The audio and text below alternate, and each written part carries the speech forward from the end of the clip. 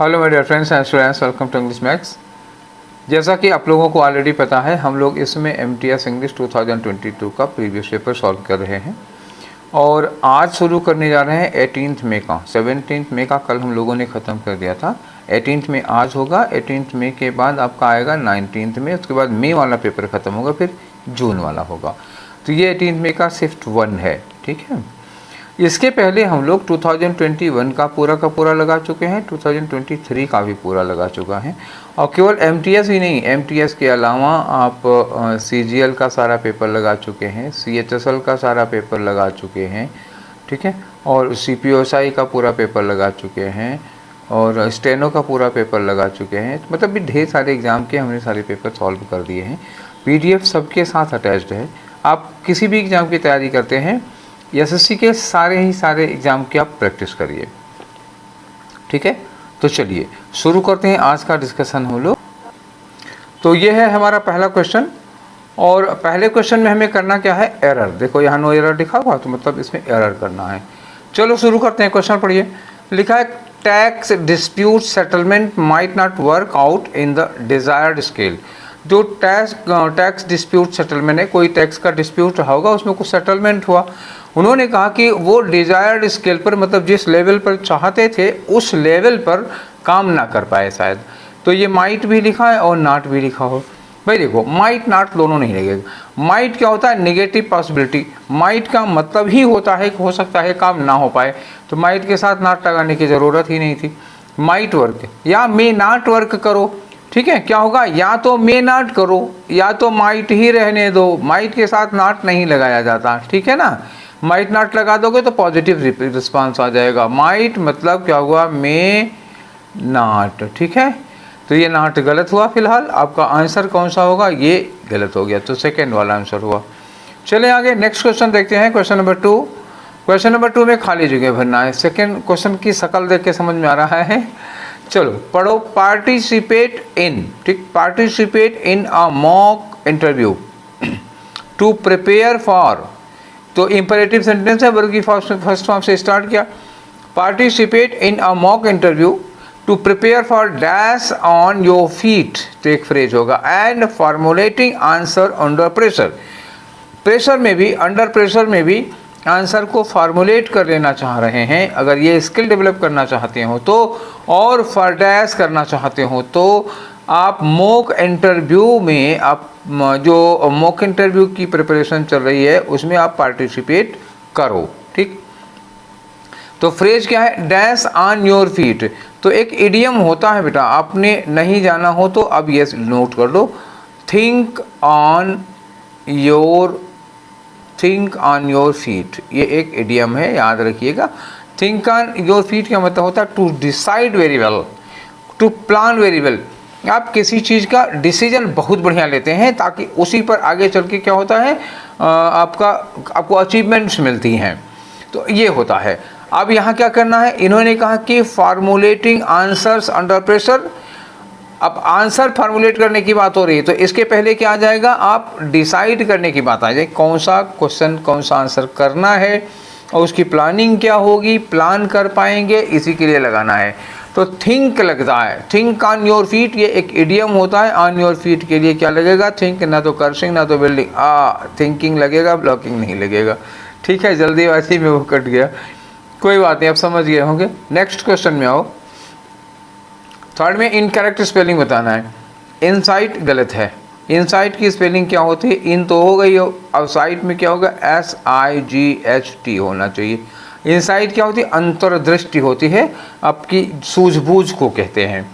तो ये रहा आपका आंसर। सप्लाई सही है, ऑप्टिकल की स्पेलिंग सही है, केयर की स्पेलिंग सही है, तो वो सब आंसर नहीं होंगे। चलिए नेक्स्ट क्वेश्चन में आते हैं। अगला है आप इडियम और फ्रेज। इडियम फ्रेज में क्या है, rolling in cash. Rolling in cash का मतलब जानते हो क्या होता है, मतलब नोटों का बिस्तर लगा है, उसी में आप करवट बदल रहे हो। सोचो, रोलिंग इन कैश मतलब आपके पास बहुत सारा पैसा है, ठीक है। Have a large quantity of money, यही तो है। देखो आगे देखो क्या लिखा हुआ है, बिजनेस माइंड मैग्नेट नहीं होगा। बोरो द कॉस्टली अटायर, ये भी नहीं होगा। बाइंग थिंग्स ऑन इंटरेस्ट, पैसे पर चीज़ें खरीद, ये भी नहीं होगा, इंटरेस्ट पे चीज़ें खरीदना नहीं, बहुत ज़्यादा पैसा है आपके पास, ये हो गया आंसर। 5 नंबर पे आ जाओ, फिर खाली जगह है। देखो, फॉर्म्स आर इंक्रीजिंगली टर्निंग, ध्यान देना, फॉर्म्स लिखा है FARMS, forms are increasingly turning to automation, ठीक है। तो जो खेत हैं वो किसकी ओर टर्न हो रहे हैं, ऑटोमेशन की ओर। जो फार्म्स हैं, फार्म का मतलब समझ रहे हो ना, किसानों के जो खेत होते हैं, फार्म हाउस जिसको कहा जाता है, वो फार्म्स, बड़े बड़े खेत। इंक्रीजिंगली टर्निंग टू ऑटोमेशन, धीरे धीरे ऑटोमेटिक मशीनों की ओर ये लोग टर्न हो रहे हैं। फॉर डैश रीजन्स, अब रीजन्स क्या, रीजन्स प्लूरल नाउन है, याद रखिएगा, तो मस्ट तो नहीं लगेगा, ठीक है। For most reasons, little reasons, या लिटिल भी नहीं लगेगा, या मेनी रीजन्स, तो दो बच रहा है, फॉर मोस्ट रीजन्स के मेनी रीजन्स, तो क्या लगाओगे, फॉर मेनी रीजन्स, क्योंकि ये प्लूरल नाउन है, प्लूरल नाउन के पहले क्या लगना चाहिए, नंबर, तो मेनी लगा पाएंगे, ठीक है। आगे चले, 6 नंबर पे आ जाओ। 6 नंबर में ये जो ब्रैकेट में दिया हुआ है, इसको इम्प्रूव करने की बात कही गई है, अगर यहाँ कोई गलती है तो, ठीक। बिसाइड माई सेल्फ, तो बिसाइड नहीं होगा, मेरे बगल में नहीं, यहाँ क्या लिखा है, beside myself the only English people there were Keith and Doreen, मेरे अलावा वहाँ 2 और अंग्रेज थे, इंग्लिश पीपल का मतलब क्या हो, अंग्रेज, मेरे अलावा वहाँ पे 2 अंग्रेज और थे, कीथ और डोरिन थे। तो मेरे अलावा कि मेरे बगल में, तो होगा क्या, मेरे अलावा 2 लोग और थे, तो मेरे अलावा के लिए क्या लगाओगे, बिसाइड्स लगाते हैं। बिसाइड मतलब होता के बगल में, बिसाइड्स मतलब होता इन एडिशन टू, ठीक है, इन एडिशन टू मी, मेरे अलावा 2 लोग और थे। तो यहाँ पे लिखा है बिसाइड्स, बिसाइड्स के बाद आई हो ही नहीं सकता, बिसाइड्स के बाद ऑब्जेक्टिव केस लगेगा, प्रीपोजिशन के बाद नॉमिनेटिव नहीं लगता, ऑब्जेक्टिव लगता है, ठीक है, ये गलत हो गया। ये बिसाइड लिखा हुआ, बिसाइड हो नहीं सकता, नो इम्प्रूवमेंट नहीं हो सकता क्योंकि गलत है। बिसाइड्स माई सेल्फ, अच्छा बिसाइड्स के बगल में मी लगा दे, ऑब्जेक्टिव लगता है, मी लगता है, लेकिन हो क्या रहा है एक्चुअली, क्योंकि सब्जेक्ट अगर ऑब्जेक्ट एक ही होता है तो रिफ्लेक्सिव प्रोनाउन लगता है। तो besides myself the only English people there were Keith and Doreen, तो ये चौथा वाला आपका सही हुआ, ठीक है। अगला क्वेश्चन है, अगले में क्या करना है, ये ब्रैकेट में जो दिया हुआ है उसका क्या बताना है आपको, साइनोनिम बताना है। तो विनायल का मतलब क्या होता है, कल वाले में था ये विनायल, कल वाले में विनायल था, और मैंने आपको मीनिंग क्या बताई थी, क्षम्य बताई थी। क्षम्य का मतलब क्या होगा, जिसकी गलती को माफ़ किया जा सकता है। इसी में हमने बताया था पार्डनेबल, पार्डन का मतलब क्या होता है, क्षमा करना, और पार्डनेबल का मतलब क्षम्य हो गया, या एक्सक्यूजेबल हो सकता है, माफ़ करने लायक ऐसी गलती, तो विनायल है, ठीक है। विनायल का साइनोनीम क्या होगा, साइनोनीम क्या होता है, पार्डनेबल, माफ़ करने लायक, ये हो गया। इंटॉलरेबल मतलब जो बर्दाश्त ना हो, जो बर्दाश्त के बाहर हो, असहनीय हो जाएगा, मेजर बड़ा होगा। जीनियल का मतलब क्या होता है, फ्रेंडली होता है, कोई व्यक्ति जो बहुत फ्रेंडली होता है, बहुत कार्डियल होता है, बहुत हर्टिएस्ट होता है, उसको कहते हैं, ठीक है। नेक्स्ट क्वेश्चन में आ जाओ। अगला क्वेश्चन क्या है, देखो अंडरलाइन किया गया है, अंडरलाइन किया गया है, और उसके बाद यहाँ कहा नो इम्प्रूवमेंट। तो नो इम्प्रूवमेंट का मतलब वही कहानी है, अगर इसमें कोई गलती हो तो इम्प्रूव करो। लिखा है सेल फोन्स कीप्स, देखो सेल फोन्स क्या है, सेल फोन्स प्लूरल है कि नहीं, साफ है। और कीप्स क्या हुआ, कीप्स जो है वर्ब में एस लगा हुआ, तो वर्ब में एस लगने से ये सिंगुलर हो गया, तो प्लूरल सब्जेक्ट के साथ सिंगुलर वर्ब तो लगा नहीं सकते हैं, तो कीप्स गलत हो गया, ठीक है। सेल फोन्स कीप्स, कीप्स नहीं होगा, कीप होगा, ठीक है। तो keep loved ones and those nearly them well connected, तो अब ये यूनिवर्सल सेंटेंस है, मतलब सेलफोन बहुत जो हमारे नियर एंड डियर लोग होते हैं, जो हमारे ख़ास लोग होते हैं, हमारे करीबी लोग होते हैं, उनको अच्छी तरह से कनेक्टेड रखता है फ़ोन। तो कनेक्टेड रखता है कि रखता था नहीं कह सकते, क्योंकि ये प्रेजेंट सिनेरियो है और जनरल ट्रूथ है, परमानेंट बात है, हमेशा की बात है, उसकी रोज़ की बात है, तो यूनिवर्सल ट्रूथ हो जाएगा ना। इसमें कोई ऐसा तो नहीं है कि एक दिन की बात हो ये, ठीक है, एक दिन की बात नहीं है तो केप्ट होगा नहीं, कीपिंग डायरेक्ट लगा नहीं सकते बिना हेल्पिंग वर्ब के। अच्छा, ये सेंटेंस भी कंटिन्यूअस टेंस का नहीं है, इंडेफिनिट टेंस का है, ठीक है। तो क्या लगेंगे, keep loved ones and those near, हमारे जो प्रिय होते हैं और जो हमारे बहुत करीबी लोग होते हैं उनको कनेक्टेड रखता है, ठीक है ना। अब क्लियर हो गया कि फर्स्ट वाला क्यों होगा। चलिए आगे बढ़ते हैं। 9 में क्या करना है, यहाँ नो इम्प्रूवमेंट लिखा हुआ है, यहीं से हमको मिल जाता है काम। गॉन टू स्लीपी ये अंडरलाइन किया हुआ है। तो पहले देख लो यहाँ क्या लिखा है, सी ब्लू आउट द कैंडल, उसने मोमबत्ती बुझा दी, एंड गॉन टू स्लीपी। अब मैंने बार बार कहा कि अगर एंड मिले तो एंड के बाद क्या करो, पहली वर्ब देख लो, ब्लू क्या है बेटा, वर्ब की सेकंड फॉर्म है, और इसके बाद जोड़ रहे हैं क्या, गॉन क्या है, वर्ब की थर्ड फॉर्म है, और अंडरलाइन यही है, तो गॉन गलत हो जाएगा, वर्ब की थर्ड फॉर्म नहीं, हमको सेकंड फॉर्म चाहिए। दैट मीन्स कि हमको यहाँ पे क्या चाहिए, वेंट चाहिए। वेंट के बाद वेंट टू स्लीपी नहीं, वेंट टू स्लीप होगा।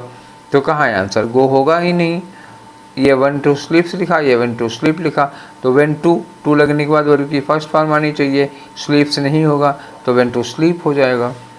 साफ है ना, क्लियर। चलिए नेक्स्ट क्वेश्चन आ जाओ 10 में। तो 10 क्या कह रहा है, वही इडियम फ्रेज का मैटर है। लिखा at all cost, at all cost, या कभी कभी हम लोग बोलते हैं एट एनी कास्ट। हम लोग कभी कभी आदमी होता है मुझे ये चाहिए तो चाहिए एट एनी कास्ट, किसी भी कीमत पर ये होना है, किसी भी कीमत पर उसको पकड़ना है, ठीक है। तो इन्होंने कहा कि वॉट एवर इज नीडेड, मतलब चाहे जो कुछ ज़रूरी है, टू अचीव समथिंग, कुछ पाने के लिए चाहे जो करना पड़े, किसी भी हद तक गुजरना पड़े। तो ये तो हो गया, तो ये तो करीब करीब सिमिलर लग रहा है। एन एक्सपेंसिव परचेज, नहीं यहाँ महंगे की बात नहीं है, चाहे जो करना पड़े ये है, महंगा वाला नहीं, ये खाली महंगे की बात नहीं है। ना टू ट्रेफल्ड विद, नहीं ये भी नहीं होगा, मतलब जिसमें जो मामूली ना हो। टू बी मास्टर ऑफ, ये भी नहीं होगा, तो यही वाला आया, किसी भी कीमत पर, at any rate, at any cost, ठीक है, ऑल द कॉस्ट, ये हो गया पहला वाला। अब अगला वाला जो 11 में, यहाँ क्या करना है, फिर वही खाली जगह है, स्टेटमेंट पढ़ो। He had moved about 2 inches, वो करीब 2 इंच खिसका। व्हेन सेवरल थिंग्स हैपेंड, जब कुछ चीज़ें घटित हुई, in very dash succession, succession का मतलब क्या हुआ, एक के बाद एक, ठीक है, क्या हुआ, एक के बाद एक। तो एक के बाद एक चीज़ें क्या हो रही हैं, बोलो, एक के बाद एक चीज़ें घटित हो रही हैं, खटाखट खटाखट, एक के बाद एक। तो इन ब्रीफ सक्सेशन होगा कि एब्सर्ड सक्सेशन की quick succession, in quick, desperate मतलब एकदम निराशाजनक, जब कोई चीज़ एक के बाद एक आएगी तो डिस्परेट नहीं होगा और एब्सर्ड भी नहीं होगा। ब्रीफ सक्सेशन का मतलब क्या हुआ, थोड़ी देर के लिए हुआ, और यहाँ क्या रहे हैं, क्विक मतलब जल्दी जल्दी, एक के बाद एक, एक के बाद एक, एक के बाद एक आता रहा चीज़ें। यहाँ लिखा है थिंग हैपन, ये सेवरल थिंग्स हैपन, कई घटनाएं घटित होती हैं, तो क्विक सक्सेशन होगा, ठीक है ना। तो एक के बाद एक फटाफट फटाफट कुछ न कुछ हुआ जा रहा है। नेक्स्ट में आ जाओ, यहाँ क्या है, दैट कैन सब्सटीट्यूट, मतलब क्या हुआ, वन वर्ड सब्सटीट्यूशन लगाना है। A unit to measure light, light प्रकाश को मेजर करने के लिए कौन सी यूनिट यूज़ की जाती है, कौन सी इकाई यूज की जाती है, तो उसको कहते हैं ल्यूमेन, ठीक है, प्रकाश को मापने की इकाई होती है। वाट, आप जान ही रहे हैं कि बल्ब के में लगता है ना कि 100 वाट का है, 60 वाट का है। हॉर्स पावर इंजन वगैरह की ताकत के लिए नापने के लिए लगता है। एम्पियर क्या होता है, जो करंट फ्लो करता है उसको नापता है, ठीक है। तो लाइट के लिए क्या यूज़ किया जाता है, लूमेन यूज़ किया जाता है। इसीलिए तो आजकल देखो प्रचार में बैटरी है, लुमिनस बैटरी है, लुमिनस उजाले के लिए यूज किया जाता है। नेक्स्ट है आपको एंटोनीम बताना है, किसका, प्रोडक्टिव का। प्रोडक्टिव का मतलब क्या होता है, कोई चीज़ जो बहुत उपजाऊ होता है, जहाँ से मतलब जैसे तो कुछ थोड़ा सा बो दिया, जितना बोए थे उसके अनुमान से ज़्यादा निकले। कोई बच्चा है जिसको होता है, कोई बच्चा है जिसको हम थोड़ा सा पढ़ा दिए और उसका 3 गुना उसको आ गया, तो प्रोडक्टिव ब्रेन होता है, ठीक है। तो प्रोडक्टिव का मतलब क्या हुआ, बहुत ही फर्टाइल, ठीक है ना। तो ये जो फर्टाइल लिखा है ये तो साइनोनिम हो जाएगा। और फ्यूटाइल का मतलब क्या होता है, बेकार, एकदम से यूजलेस, ठीक है। आप बैरन कह सकते हो, बैरन का मतलब क्या होता है, बंजर होता है, ठीक है। लस का मतलब बहुत हरा भरा, ठीक है, एकदम सावन के महीने में जैसे होता नहीं, जब बारिश होती है, बारिश के महीने में जैसे पेड़ पौधे की पत्तियाँ एकदम हरी हरी कचहरी हो जाती हैं, वो लस कहा जाता है उसको। पोटेंट का मतलब क्या हुआ, एबल होता है, ठीक है, जिसके अंदर कैपेसिटी होती है, कैपेबिलिटी होती है, पोटेंट होता है वो, ठीक। तो अब फ्यूटाइल, यहाँ पे क्या होगा, प्रोडक्टिव उपजाऊ है, और यहाँ फ्यूटाइल के अलावा और कोई वर्ड नेगेटिव नहीं है। पोटेंट भी पॉजिटिव वर्ड है, लस भी पॉजिटिव वर्ड है, फर्टाइल भी पॉजिटिव वर्ड है, तो हम क्या करेंगे, फ्यूटाइल ले लेते हैं। फ्यूटाइल का मतलब यूजलेस, बेकार हो जाता है। तो जो यूजलेस होगा, फ्यूटाइल होगा, वो प्रोडक्टिव नहीं होगा। ठीक है ना, क्लियर। चलो नेक्स्ट में हम लेते हैं क्वेश्चन नंबर 14 में साइनोनिम बताना है आपको। साइनोनिम किसका, प्रूफ का। प्रूफ वैसे तो हम लोग क्या कब यूज करते हैं, सबूत के लिए यूज करते हैं। सेंटेंस पढ़ के देखो, I did not have to give them any proof. हाँ, सबूत ही है, मेरे पास उन्हें सबूत देने के लिए कुछ नहीं था। तो सबूत का साइनोनिम लगाना है। स्नैप का मतलब क्या होता है, अचानक कोई चीज़ ब्रेक कर जाती है, जैसे कोई धागा वगैरह होता है, रस्सी वगैरह टूट जाए तो स्नैप्ड हो जाता है। गेस का मतलब अनुमान लगाना होगा। एविडेंस, हाँ एविडेंस होता है। एविडेंस क्या कहते हैं, एविडेंस सबूत होता है, साक्ष्य होता है, प्रूफ होता है। चार्ज आरोप होता है, ठीक है, ये आरोप होगा, ये तो हम लगाएंगे नहीं। क्या लगाएंगे, एविडेंस लगाएंगे। नेक्स्ट आ जाओ 15 में। 15 में इन्होंने कहा करेक्टली स्पेल्ड वर्ड। अच्छा, choose the sentence with correctly spelled word. 4 sentence है, एक ऐसा है जिसमें कोई स्पेलिंग मिस्टेक नहीं है। I don't know whether to eat, और देखो यहाँ पे और लगा है, तो ये वेदर मौसम वाला है, तो यहाँ मौसम नहीं, यहाँ क्या लगना चाहिए था, WHETHER, और के साथ ये वाला वेदर लगता है। अब इन्होंने ये कहा कि ईट और रब इट, मतलब क्या होगा, खाना है इसको कि इस पर रब करना है, तो ये तो आर के लिए लगा हुआ ना, वेदर आना चाहिए, पहला गलत हो गया। Good bye, until later, now, folks, ये फोक्स गलत है, ये फोक्स होता है FOLKS, ये होता है फोक्स, लोगों के लिए, पब्लिक के लिए यूज किया जाता है। Had I known what was coming, अगर मुझे पता होता है क्या होने वाला है, तो I could have prepared myself better, इसमें कोई एरर नहीं है। यहाँ देखो, she always says something humorous. Humorous में ह्यूमर की स्पेलिंग क्या होती है बच्चा लोग, ह्यूमर में HUMOUR होता है। जब इसको ह्यूमरस बनाते हैं तो HUMO होगा और R के बाद OUS हो जाएगा, ठीक है, ये ह्यूमरस होता है, हास्यास्पद होता है, ठीक है, इसकी भी स्पेलिंग है। तो थर्ड वाला है ना जिसमें कोई स्पेलिंग मिस्टेक नहीं है। आगे आ जाओ 16 नंबर पे, यहाँ से क्या पता लग रहा है कि इसमें एरर करनी है। The benefits of rebuilding, the benefits ध्यान रखिए, the benefits of rebuilding healthy fertile soil. Soil को क्या करना है, हेल्दी बनाना है और फर्टाइल बनाया है। तो किसी भी सॉइल को, सॉइल मतलब वो मिट्टी, पृथ्वी की वो ऊपरी परत जिसमें हम लोग फसलें बोते हैं, फसलें उगाते हैं, तो मतलब सॉइल को हेल्दी और फिर से फर्टाइल बनाना क्या है, इसके बेनिफिट्स तो एकदम से क्लियर हैं। अब इसमें एरर कहाँ मिल सकती है, एरर मिलेगी इसमें सब्जेक्ट वर्ब एग्रीमेंट। चेक करो जरा, सबसे पहला काम वही करना है। तो बेनिफिट्स ऑफ, ये हो गया, तो ऑफ यहाँ पे पोजीशन लगा है, तो आर का सब्जेक्ट कौन है, आर का सब्जेक्ट है बेनिफिट्स, और बेनिफिट्स के क्या है, ये प्लूरल है, तो प्लूरल के लिए आर क्लियर लगा हुआ है। और एडजेक्टिव क्या है, वो भी एकदम सही है, क्लियर, तो नो एरर कर दो, इसमें कहीं कोई मिस्टेक नहीं है। ज़बरदस्ती मत करना वरना सही का गलत हो जाएगा। 17 में आओ, इसमें क्या करें, एंटोनिम बताना है किसका, डिस्क्रीट का। डिस्क्रीट का मतलब क्या हुआ, छुपा हुआ है, गुप्त है, सीक्रेट के लिए कह सकते हो उसको डिस्क्रीट, ठीक है, मतलब जिसको हम छुपा कर रखते होते हैं, जो सबको नहीं पता होता है। तो ओपन क्या हो गया, इसका एंटोनिम हो गया। रिलीज जारी करना होता है, लूज खो देना होगा। जेनिथ का मतलब क्या होगा, जैसे आप खुले आसमान के नीचे खड़े हो और सिर उठा के देखें तो जब से टॉप मोस्ट पॉइंट दिखाई देगा, हाईएस्ट मोस्ट पॉइंट जो दिखाई देगा, उसी को हम क्या कहेंगे, जेनिथ कहते हैं, ठीक है। आंसर क्या होगा, ओपन होगा।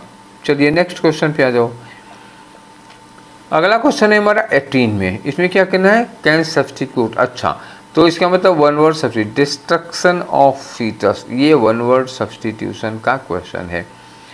इक्लिप्स का मतलब क्या होता है, ग्रहण, जी ठीक, ये तो पता आप जानते होगा, सूर्य ग्रहण, चंद्र ग्रहण क्या होता है, सोलर इक्लिप्स, लूनर इक्लिप्स होता है, ग्रहण हो गया। अभोर का मतलब क्या होता है, एक तरह से हेट करना, किसी से नफरत करना, ठीक है। फ्रैट्रिसाइड का मतलब क्या होता है, killing of brother, killing of brother. एक वर्ड नोट करो, फ्रैटर, फ्रैटर, जहाँ भी फ्रैटर लग जाता तो ये फ्रैटर वर्ड लगता ही है भाई के लिए। फ्रैटर्निटी भाईचारा, विश्व बंधुत्व। फ्रेट्रिसाइड, भाई की हत्या हो जाएगी। और फीटिसाइड क्या होता है? फीटिसाइड होता है किलिंग ऑफ फीटस। क्या होता है? Killing of foetus. फीटस यही तो कहा ना इन्होंने, ये फीटस कहा इन्होंने। हमारी स्पेलिंग उनकी स्पेलिंग थोड़ा अंतर है। हम ग्रीक वाली स्पेलिंग FOE है और मॉडर्न इंग्लिश स्पेलिंग जो FETUS है। समझ गए? तो फीटस भ्रूण, माँ के पेट में जो बच्चा होता है उसको कुछ लोग सेक्स डिटर्मिनेशन करा लेते हैं कि वो लड़का है कि लड़की है। अक्सर लड़की होती है तो किलिंग करा देते हैं, मार देते हैं, अबॉर्शन करा देते हैं, तो वही उसी को कहते हैं फीटिसाइड होता है। डिस्ट्रक्शन ऑफ फीटस, भ्रूण को आपने नष्ट कर दिया, अब फिर वो बच्चे के रूप में डेवलप नहीं हो पाएगा, तो फीटिसाइड कहते हैं। आंसर आपका क्या होगा? फीटिसाइड, भ्रूण हत्या। ठीक। और अगर ये किलर वर्ड्स और जानना चाहते हैं, जैसे ये तो 2-3 हो गए, अक्सर इस तरह के क्वेश्चन आया करते हैं, सारे एग्जाम में आते हैं, SSC के CGL HSL क्या सब में आते हैं। अगर ये जानना चाहते हो और कौन कौन से हैं जो इम्पोर्टेंट है, तो मेरे इसी मेरे चैनल पर ही एक वीडियो सर्च करो किलर वर्ड्स। ठीक है, ऐसे किलर वर्ड्स एक सर्च कर लो और वीडियो आ जाएगा। ठीक है, तो सारे के सारे उसी में से क्या करो, पढ़ लो। और अगर इसका PDF चाहिए तो मुझे मैसेज कर देना, मैं इसका PDF भेज दूंगा। ठीक है, कहीं भी मैसेज कर देना, WhatsApp पे कर देना, PDF भेज दूंगा। ठीक है, नेक्स्ट आ जाओ। 19 नंबर में बेटा करना क्या है, देखो पहले नो एरर यहाँ दिख रहा है, आपको पता चल गया क्या करना है। Rapid climate warming in the tundra biome में, ये क्षेत्र हो गया। और रैपिड क्लाइमेट वार्मिंग लिखा है have been linked to increasing shrub dominance, क्योंकि उस एरिया में श्रब्स झाड़ियाँ ये सब बहुत ज़्यादा है। हैव बीन लिंक्ड, तो have is used for what? Have is used for biome या have is used for rapid climate warming, ये पूरा होगा। रैपिड क्लाइमेट वार्मिंग, तेजी के साथ क्लाइमेट का चेंज होना। तो रैपिड क्लाइमेट वार्मिंग क्या ये प्लूरल है? नहीं है, ये प्लूरल नहीं है। वो क्या है? सिंगुलर है। तो जहाँ हैव बीन लगा हुआ वहाँ क्या होना चाहिए? हैज़ बीन होना चाहिए। तो your correct answer is 3rd। ठीक है ना? कोई डाउट हो तो बताओ। नेक्स्ट क्वेश्चन में आ जाओ 20 में। 20 में क्या करना? ये फिलर है। देखो लिखा है कि सैम न्यू, ध्यान देना इस न्यू को, Sam knew who those people were, ये कौन लोग थे? सैम को पता था ये लोग कौन हैं। वर लगा, देखो यहाँ न्यू वर्ब की सेकेंड फॉर्म है तो वर ठीक है। द फिगर इन फ्रंट, सामने जो व्यक्ति है वाज, सामने जो व्यक्ति है वो कौन है? हिज कजिन, उसका कजिन है, उसका चचेरा भाई है। तो एट मिस्टेक, अब वो देखो यहाँ लिखा है कि Sam knew who those people were, Sam जानता था कि वो कौन लोग हैं, तो उसको तो मिस्टेक हो नहीं सकती। तो एट मिस्टेक उसका भाई है? नो। अनमिस्टेकेबली उसका भाई हो, निसंदेह उसका भाई है, वो श्योर है, पहचानने में उसको कोई मिस्टेक नहीं हो रही। मिस्टेकन ऑफ नहीं होगा, बाई मिस्टेक। क्यों? सामने जो व्यक्ति है बाई मिस्टेक उसका कजिन है। क्यों? किसी का कजिन होना बाई मिस्टेक होता है, एक गलत बात होती है भाई। अनमिस्टेकेबली उसका भाई है, इसमें कोई संदेह नहीं कि वो उसका भाई है, सर्टेनली 100% वाला होता है। ठीक है, अब आ जाओ 21 से लेकर 25 में। करना क्या है? देखो इसमें एक पैराग्राफ होता है, छोटा सा नन्हा सा पिद्दी भर का पैराग्राफ है, 5 ब्लैंक्स हैं, आराम से भर लोगे इसको। चलो एक बार पढ़ना होगा। By the dash we reach puberty, जिस समय तक हम प्यूबर्टी पर पहुंचते हैं। प्यूबर्टी का मतलब क्या हो जाता है? अब 14-15 साल की, 16 साल के हो जाते हैं, किशोर अवस्था में आ जाते हो। ठीक है, वही 13-14-15 की एज, 14 की एज को मना। By the dash we reach puberty the world, ये हमारे आसपास की जो दुनिया है ना, है रीच अस, वो हमको पहुंचा देती है। And dash us to a greater extent than we realise, तो जब हम 13-14 साल के होते हैं तब तक ये दुनिया, हमारा समाज, माता पिता, भाई बहन, दोस्त, ये सब लोग हमको कहाँ पहुँचा देते हैं? हमको डैश जगह पहुँचा देते हैं और हमको डैश कर देते हैं to a greater extent than we realise, जितना महसूस भी नहीं कर सकते उससे कहीं ज़्यादा ग्रेटर एक्सटेंट की डैश चीज़ पर। अब इसमें इन्होंने क्या कहा कि फैमिली है, फ्रेंड्स हैं, स्कूल है, सोसाइटी है, इन जनरल आमतौर पर यही लोग हैं। डैश अब ये कैसे करते हैं? बाय वर्ड एंड एग्जाम्पल, मतलब अपने शब्दों, अपने उदाहरणों के माध्यम से हमको ये सिखाते हैं कि हाउ टू बी, कि हमें कैसा होना चाहिए। ठीक है, बट पीपुल डैश लीडर्स, लेकिन वो लोग जो नेता होते हैं एट दैट मोमेंट, ऐसे ही समय पर, when they decide for themselves how to be, ये डिसाइड करते हैं कि क्या होना चाहिए, खुद डिसाइड करते हैं। तो पहले में देखो, जब हम क्या करें, जब हम प्यूबर्टी की एज पर, जब हम प्यूबर्टी की एज या प्यूबर्टी की टाइम पर पहुंचते हैं, तो by the age we reach puberty के बाय द टाइम, समय होगा ना, जिस समय हम प्यूबर्टी के लिमिट पर पहुंचते हैं। By the age we reach puberty नहीं होगा, by the time we reach puberty, जिस समय हम प्यूबर्टी पर पहुंचते हैं। इरा युग हो जाएगा, मोमेंट जिस क्षण, नहीं क्षण की बात नहीं होगी, मतलब ऐसा कोई एक सेकंड का पल थोड़े ना, एक घंटे का थोड़ा होता है कि इतने साल, इतना मिनट, इतना घंटे पर प्यूबर्टी होगी, उसके बाद खत्म हो जाएगी। ये एक आध घंटे के लिए नहीं होती प्यूबर्टी 13-14 साल से 17-18 साल तक चलती, 4-5 साल का समय है, तो उसके लिए मोमेंट तो लगेगा ही नहीं ना। बाय द टाइम मतलब जब हम प्यूबर्टी के समय पर पहुंचते हैं तब, तो ये हो गया। नेक्स्ट हो गया, दूसरे नंबर पे ले लो, यहाँ वाले पे, यहाँ पे क्या भरोगे, एंड डैश अस। तो ये दुनिया क्या होती है, world has reached us and dash us to greater extent. अब बताओ, अब यही जो हैज़ लगा हुआ है, ये हैज़ के बाद क्या लगा, रीच्ड और एंड। अब ये देखो एंड लगा, एंड के पहले क्या है, रीच्ड, तो एंड के बाद भी क्या होगी, रीच्ड, क्योंकि हैज़ जो है वो दोनों के लिए, इसके लिए और इसके लिए, दोनों के लिए लगना चाहिए ना। तो एंड के पहले थर्ड फॉर्म है, और वैसे भी हैज की मेन वर्ब होगी तो थर्ड फॉर्म ही होगी। नंबर 2 के फिलर पर पहले देखो थर्ड फॉर्म कहाँ है, तो फॉर्मेट्स में क्या हो जाता है, वर्ब में एस लगाए नहीं होगा, कलर्स यहाँ लगेगा नहीं, शेप्स वर्ब की फर्स्ट फॉर्म हो गई, शेप्ड वर्ब की थर्ड फॉर्म हो गई, समझ गए। तो दैन वी, अभी इन्होंने कहा कि हमारे जो बड़े बुजुर्ग होते हैं, world has reached us and shaped us to a greater extent, बहुत हद तक वो हमको शेप कर चुके होते हैं। ठीक है, नेक्स्ट में आ जाओ, थर्ड वाला पिलर यहाँ पे हो गया। अब देखो इन्होंने कहा कि dash family, friend, school and society, तो their friend, family, school, society की our friend, family and society. अब देखो यहाँ पे क्या लिखा, वी लिखा है, यहाँ क्या लिखा है, अस लिखा, यहाँ क्या लिखा है, अस लिखा है। तो ये होगा कौन भाई, तो वी ही होगा कि नहीं होगा, हमारे बाप दादा, हमारा परिवार, हमारी फैमिली, हमारे फ्रेंड्स, तो और लगाओ, ये ज़्यादा सूटेबल होगा। ठीक है, नेक्स्ट में आ जाओ बच्चा। अब अगला है हमारा कौन सा, ये 4 नंबर पे, ठीक है ना। तो 4 नंबर पे बट पीपल, अब ये बताओ कि बट पीपल यहाँ सब्जेक्ट नहीं है, यहाँ लिखा फैमिली, फ्रेंड्स, स्कूल और सोसाइटी, 4 है इन जनरल, आम तौर पर 1 2 3 4 डैश, डैश के बाद क्या लिखा है, ये लोग यहाँ पर वर्ब लगी ना, हैव, टेल अस। अब ये बताओ 1 2 3 4 लोग हैं, तो सब्जेक्ट प्लूरल हो गया, प्लूरल सब्जेक्ट है, याद रखना। ये 4 नंबर का सब्जेक्ट क्या है, सब्जेक्ट प्लूरल है, इसके लिए वर्ब कैसी लगानी है, तो हैव ये हैव तो सही है लेकिन टेल नहीं लगेगा, हैव टोल्ड होता तब सही था, हो गया हैज। अब चूंकि इतने लोग हैं, फैमिली, फ्रेंड, स्कूल, तो हैज तो लगा नहीं पाओगे। ठीक, हैव टोल्ड अस एक यह दिया है, हैव बीन टोल्ड अस।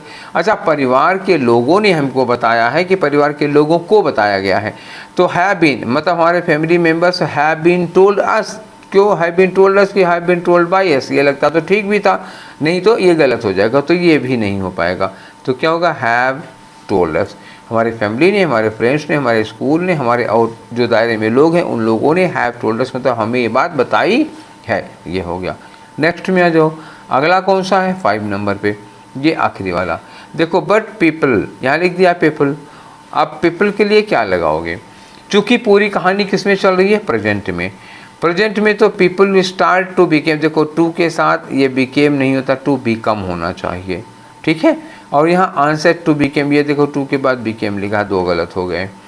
अब इन्होंने यहाँ कहा कि people began to become, began to मतलब ये क्या हो जाएगा, पास्ट हो जाएगा। अच्छा, पूरे सेंटेंस में बात क्या बताई रही है, यूनिवर्सल ट्रुथ की बात हो गई, एक सिस्टम के बारे में बताया जा रहा है, प्यूबर्टी आने पर ये हो जाता है, ये सिखाते हैं, ऐसा ऐसा होता है, तो एक सिस्टम की बात करें तो प्रेजेंट इंडेफिनिट होगा, प्रेजेंट इंडेफिनिट होगा तो क्या लगाना चाहिए हमें को, बिगिन टू बिकम लगाना चाहिए। ठीक है, तो ये हमारे 25 क्वेश्चन हो गए। आज कौन सा डेट थी, 18 मई का शिफ्ट 1। ठीक है, हम लोग ये कर लिए, अब 18 मई के 2 शिफ्ट और बचे हैं, 19 मई के 3 बचे हैं, उसके बाद हम लोग जून पे आ जाएंगे। तो ये सेशन आप लोगों को कैसा लगा अपनी राय ज़रूर दीजिएगा। फिर हम लोग मिलेंगे आज रात में 10 बजे, ठीक है। आज रात में 10 बजे क्या है, आज रात में 10 बजे MTS की एरर्स होनी है, MTS 2023 सारी एरर्स एक साथ। अब शाम को 7 बजे MTS का पूरा पेपर लगाएंगे, रात में 10 बजे MTS की क्या करनी है, एरर्स है। तो ये 2 पार्ट में होगी, पार्ट 1 एंड पार्ट 2, क्योंकि एक बार में सारे एरर्स ख़त्म नहीं हो पाएंगे, एरर्स बहुत हैं MTS में, ठीक है। तो आई होप कि हम लोग 10 बजे रात में फिर एक साथ मिल रहे हैं। Till then take care, thank you.